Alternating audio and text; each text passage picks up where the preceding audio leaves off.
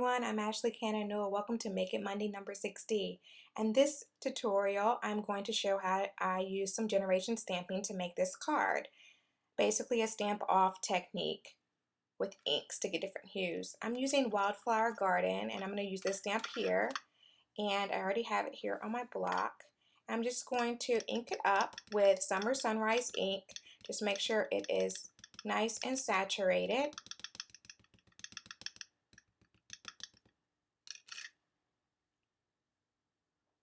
And position it where I want it.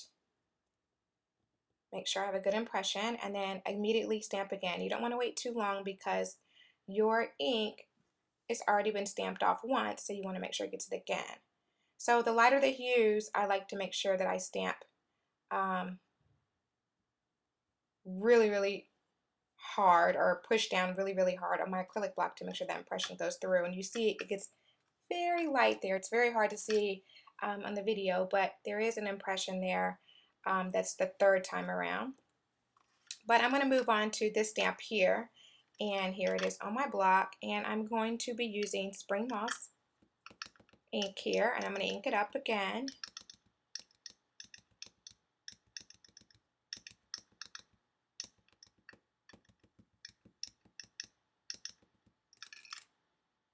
Alright, so I'm going to position it here and overlap on the lightest Summer Sunrise color. And then I'm going to try to stamp again to see if I get another impression, see if that works with Spring Moss. And let's see, doesn't really show up as well. So I'm going to show you what you can do in this case. Sometimes with the lighter inks, you may not get the generation stamping to happen on stamp number 2, 3, or 4 as dark of a hue as you like. So what I do is take scrap paper, stamp once, and then stamp again. And I immediately do it. And this pretty much allows me to be able to lightly stamp the first time and then stamp a little bit harder the second time. So sometimes you may have to use a little bit of a scrap paper just to get that generation stamping if you don't use it all together. So here I'm going to move on to this stamp and Berry Sorbet ink, and I'm going to ink it up.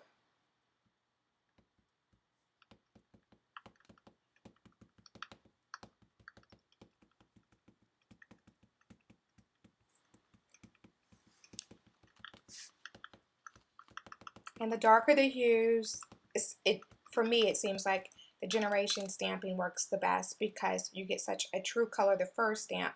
So the second and third stamp, it's a little bit lighter, but you still can see it very well. So you'll see here with the Berry Sorbet ink.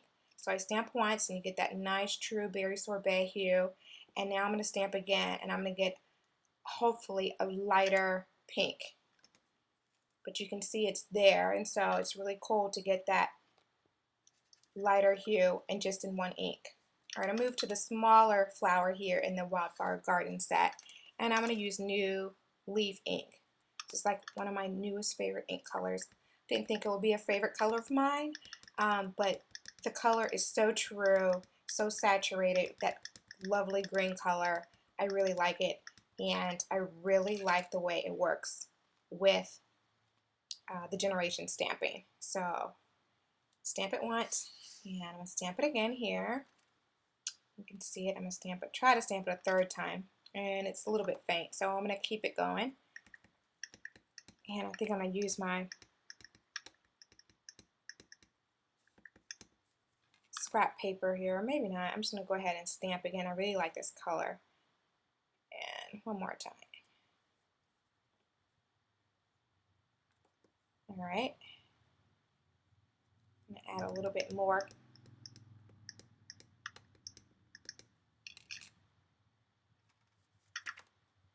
Stamp off on my scrap and then stamp here. And that'll allow me to get a little bit lighter hue on that side. All right, so now that I have my flowers done, I'm going to take Background Basics Textile 1 and ink it up with some fine linen ink. I'm going to show how I'm going to use a background to get the same effect. Now, since this is a very light hue, it's not going to work the same as, let's say, for instance, the New Leaf or Berry Sorbet. So I'm going to be inking it up and stamping off a lot on my scrap paper to get that gradient type of effect. So I'm going to start at the top and work my way down, because what I want is the text to gradually fade away into the flowers.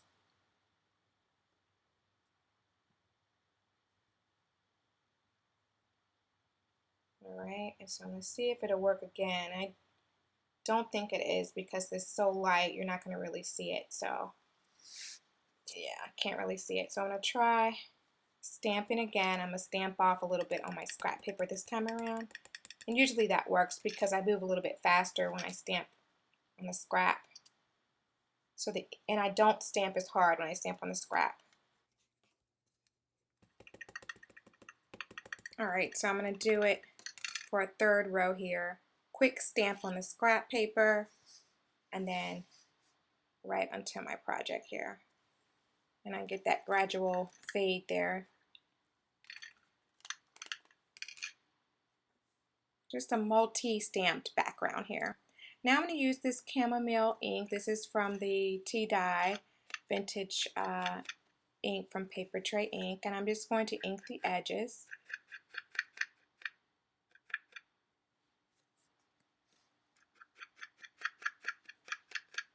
Just to finish it off and get it that complete look.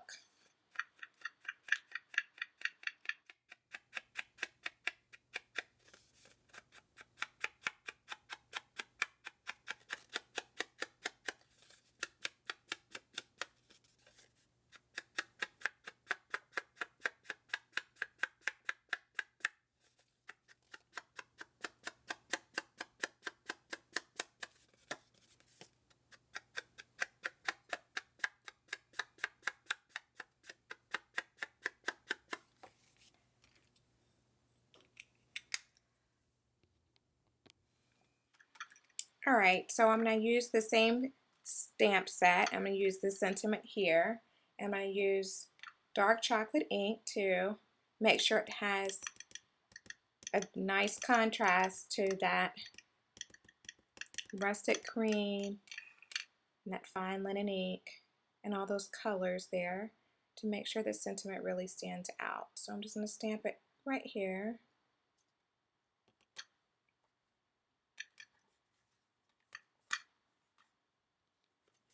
And in the meantime, I added a little bit of machine stitching around the border of this cardstock just to give it a little bit of an edge. And I'm just using a paper distressor to distress the edges. You can use a pair of scissors or your fingernails.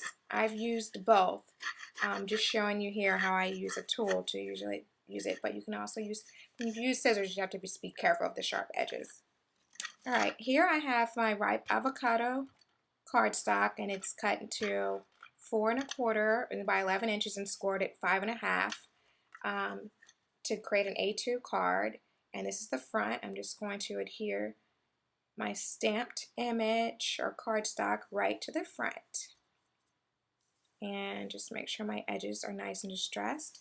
Now I'm going to take some fine linen twill tape, wrap it around the entire card front.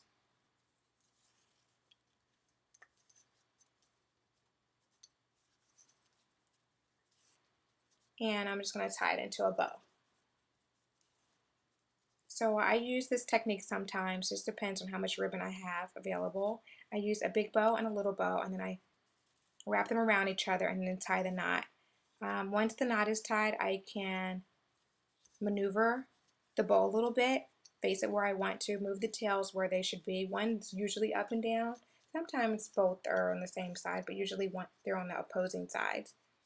And then I put my index finger and usually the left loop, and then I pull the tails to make it smaller and keep tightening until my loops are nice and fluffy. That's just how I prefer my ribbon, with big loops. I don't worry about the placement when I'm actually tying it because I know I can always slide it later, especially for something like this where it's wrapped around the entire card base or card front. And that pretty much is the end of this card. with generation stamping using various inks to create a background pattern. I also have another card to share with you how I use the chevron pattern with smoky shadow ink to create that gradient. This was all used with one ink, so I inked it one to the top and kept inking going down. So I hope you like generation stamping and try it out this week. I'm Ashley Canano for Make It Monday number 60 for Paper Tray Ink. Thanks so much for watching. Bye!